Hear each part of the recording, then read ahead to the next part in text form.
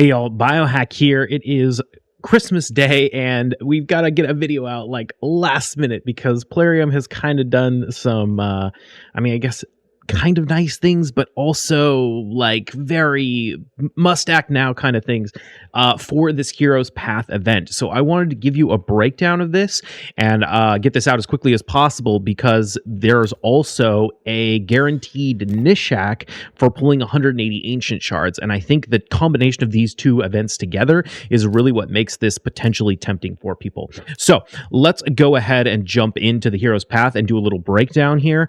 The main reward you get from the Heroes Path, first off, is you have the opportunity to pick up 5-star soul for Blizzar, the current Christmas fusion that's going on right now.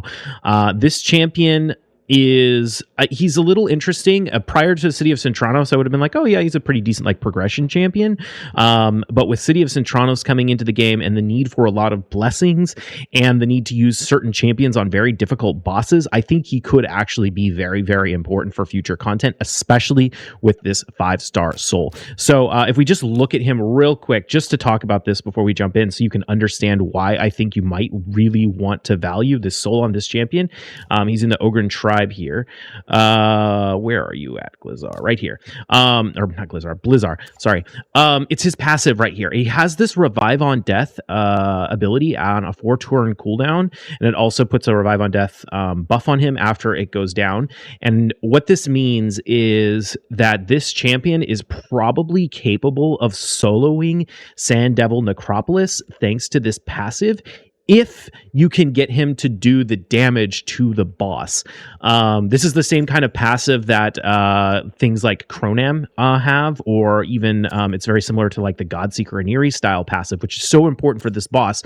But without the blessing, he doesn't really bring much to the team to actually take the boss down. However, if you can pick up this 5-star soul for Blizzar, you will be able to get the protected version of the Brimstone Blessing, which means that the Sand Devil can't clear it off, because normally the Sand Devil will clear off any debuffs on him, but once you have the protected version, let's just check it out right here, at 5-star, 60% chance of placing a protected smite, he can no longer clear it off, which means that you can use this to deal damage to the boss regardless. So I think the combination of this passive plus this 5-star blessing starts to make this champion really, really interesting, especially for things like City of Centranos. You know, there are stages where you have to fight Sand Devil here, for example, in S9. And if you don't have a certain number of champions, like there's very limited options here. Whereas if you had Blizzar and you could bring him in, he could literally solo this boss with this blessing and with his passive. So anyway, moral of the story is that gives him a huge upsurge in his value. Okay, so let's jump into the Hero's Path and what's it actually going to cost us. So essentially what you need to do is you need to go down the different sides of the path. So you need to get keys, and then you can unlock the souls in the middle. So first things first, we have the starting path. It honestly doesn't matter which side you go down. They're pretty much exactly the same. It's basically whether you want the core hammer seer or whether you want the rarity charms. I'd probably go for the rarity charms, but it's up to you. This side costs, let me check my spreadsheet, it costs 3,500 points to get down to here. And then once you get down to here, you have to go down this left side because we need to get all 3 of these keys to unlock the souls.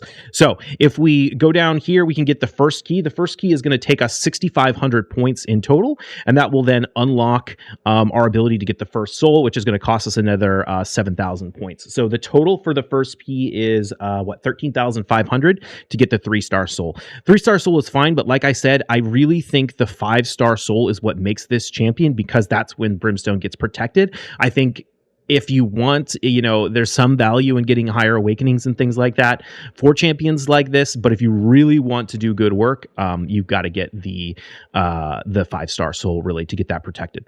Okay, so that is the first part. And then if we come down here, we're going to have to finish this off. So if we get all the way to this block, it's going to take us 12,000 points in total. And then we need to pick up another key.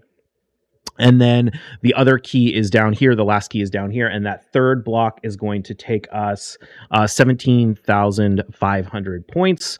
And then, so once we get this key, if you wanted to, you could get that. And then you could come here and you could get the 4-star soul. So to get the second key takes 10,000 points in total. To get the second soul takes 9,500. So I didn't actually add all this up, but let me do it real quick. So to get the level 4 soul, you need 6,500 plus 7,000 plus 10,000 plus 9,500. You're going to need 33,500 points.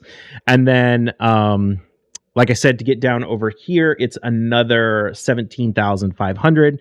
And then we have to get the key and come down to the middle. So, moral of the story is that's the path that you're going to want to take. Come here, come here, come down here, and then you can get all the souls, and you just have to go down, down, down. It's pretty straightforward because there's really no variability here. If you want the 5-star soul, you basically have to take that path. The only option you really get is up here. But the total number of points to get Blizzar then is 92,500. That's the minimum number of points you need to pick up the soul. Once you've picked up the soul, which is by far the most important thing to get in this page, there are some other nice bonuses. Like you could pick up come down this path right here is probably what I would do. And mainly you're looking for the 6-star speed glyph and the tier 2 essence. You would already be right here. So if you just wanted to pick up a legendary book, you could do that. Sort of depends on what your account is. These things, by the way, for like endgame players are probably like some of the most scarce resources in the game, especially these glyphs. Like you can't really get them other than faction wars.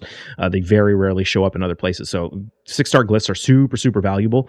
And tier 2 essence is really valuable as well. So that's probably what I would do if you have extra points. But that's the main thing, 92,500 points. So why is it so important that we talk about this right now? Well, because the way you get the points for this is either upgrading champions or summoning souls. But the main thing we're going to be looking at here is summoning champions and summoning souls. And what we have going on right now is a guaranteed event for Gnishak for 180 ancients. Now, Gnishak was a prior fusion last year. That being said, he's not a champion that's terrible to have dupes of. One, Faction Guardians is so important. So picking up dupes is actually not such a bad thing, even if you already have this champion.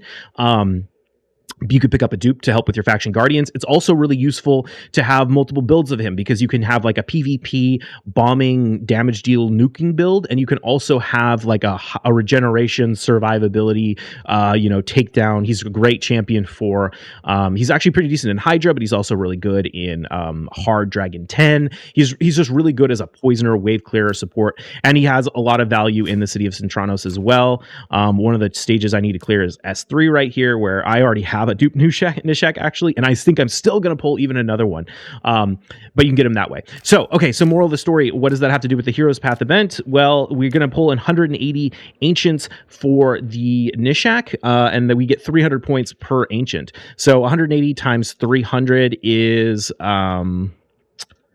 54,000. So like I said, you need 92,500 total. So we're going to get more than half of the points just by pulling the ancients for Gnishak. The other thing too is you get boosted points for leveling compared to a normal champ training event. So the way I like to look at points for this is really to consider how many brews, because I do almost all of my champ training style events by using brews. So we can look at the points here. And if we put 1 brew into a rank 2 champion, that would give us 10 levels, which at 3 points per level is 30 points per brew. On the other hand, if we put 2 brews into a rank 3 champion, that will get us to level 15, which is 4 points per level at 60 points. So again, 30 points per brew. So the way I think about this is essentially that's our baseline, 30 points per brew to get this done. So if we were to summon 180 champions for Gnishak, we'd get our 54,000 points from the summoning. Then we'd also put 2 brews into every one of those, assuming if they were all rare. Like, obviously that's not going to happen, but if they were all rare, you would get 360 brews at 30 points a brew. That would give you another essentially 10,800 points. So if we look at that, we're at 54,000 plus 10,800. Sorry, I'm just speaking numbers. These probably don't mean a lot of things to you, but either way, that's fine. So we're at 64,800 points. Moral of the story is, so we have 92,500 total minus 64,800. That leaves us with 27,700 points remaining at 30 points per brew, so it's about 925 brews. So what does that mean? That means if you pull Gnishak and get him that way, and then you need about 1,500 brews on top of that, you should have enough points to get this 5-star Blizzar soul and get it done. So I originally was like kind of torn. I'm like, do I really want to pull for Gnishak? I have 2 copies of him already because I pulled the dupe, but I'm like, well, it could be useful for empowering someday. I've never empowered a champion, but I do use Gnishak in PvP here and there. Even at like 4,300 plus in live arena, I use Gnishak from time to time if I'm running up against a target that I know is running Stone Skin, and I want like he's great against like UDK, for example. I have sort of like a low accuracy or like a little bit of accuracy, but mostly like pure nuking build that I like to bring in to deal with Stone Skin targets, Stone Skin nukers in particular. So good against the things like Baron, good against things like Leorius, or not Leorius, sorry. Actually, he's pretty good against Leorius for the decreased attack. Anyway, pretty good champion. So I wasn't sure if I was going to pull for him, but honestly, once I saw this event, I think it's worth it. I think it is, especially like I said, if you can pick up this 5-star Blizzar soul and you look at his passive and this Brimstone. I think this champion can probably solo Sand Devil. And I believe he is green affinity, right? Let's double check that. So that's really, really nice.